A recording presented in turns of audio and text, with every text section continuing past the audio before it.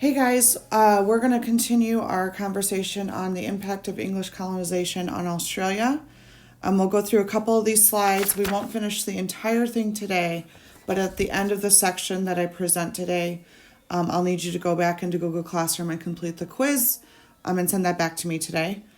And we'll just go from there. So let's start here. So the first section is the penal colony.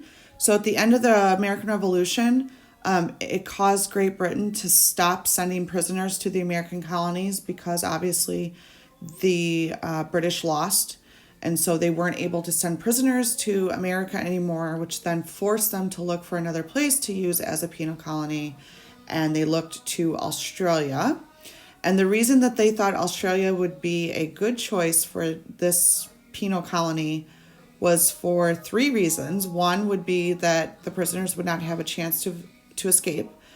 Two is that no other colonies were around it. And the third reason was that they felt that there were few indigenous people that seemed to have permanent settlements there. So they thought it would be an easy place to put the prisoners. So in 1787, British ships called the First Fleet left England with convicts to establish the prison colony. And in 1788, they arrived in Australia. And after serving their sentences, the prisoners were given the option to stay in Australia or settle in the new colony or to return to England. So their option was to either stay in Australia or return to England, and most of them chose to stay and join the British settlers already living in Australia.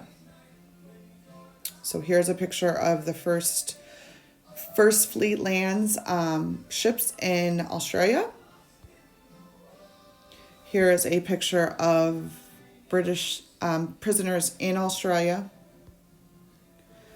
So then Great Britain, seeing that it was a great colony to put their prisoners, thought that Australia would also be, quote unquote, a perfect colony for a number of reasons. The first one being that it would be a good location to base its navy in the South Pacific.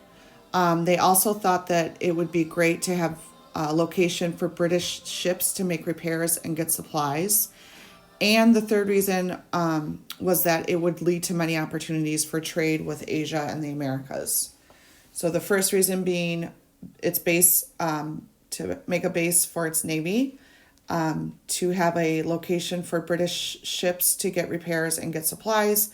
And then the third reason would be to make trade easier with Asia and the Americas.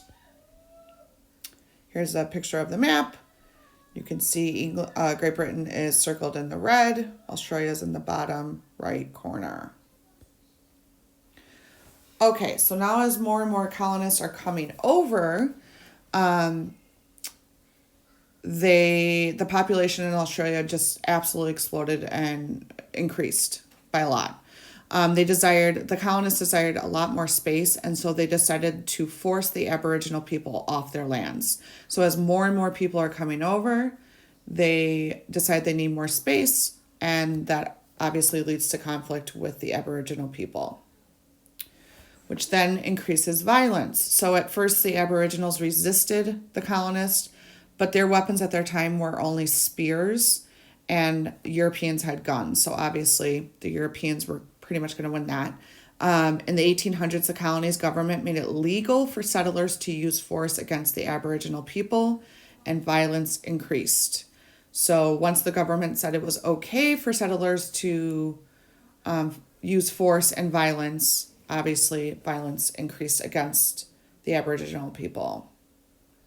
So here's a picture of the Aboriginal people and the British colonists fighting over land.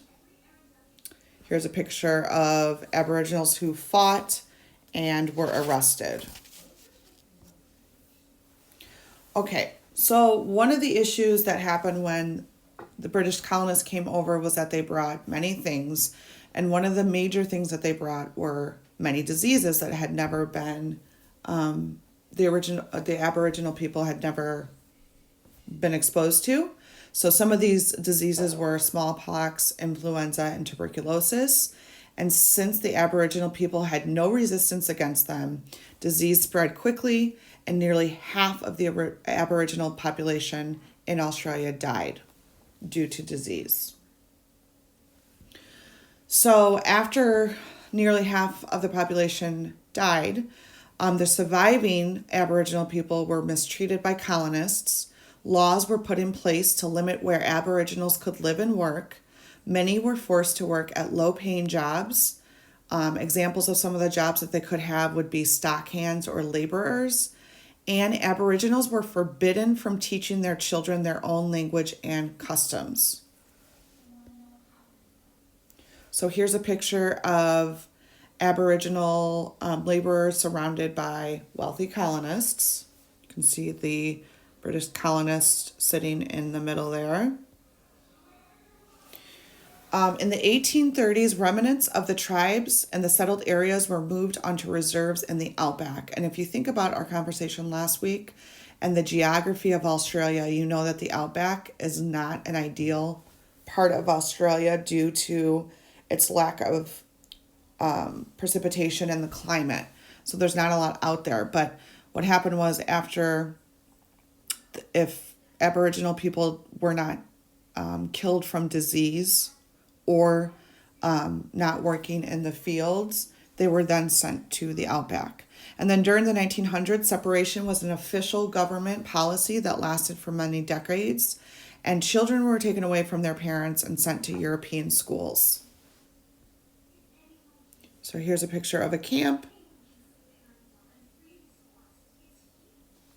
Today, many Aboriginal people do not know their origins, so they don't know which tribe they're descended from or the names of their parents or grandparents.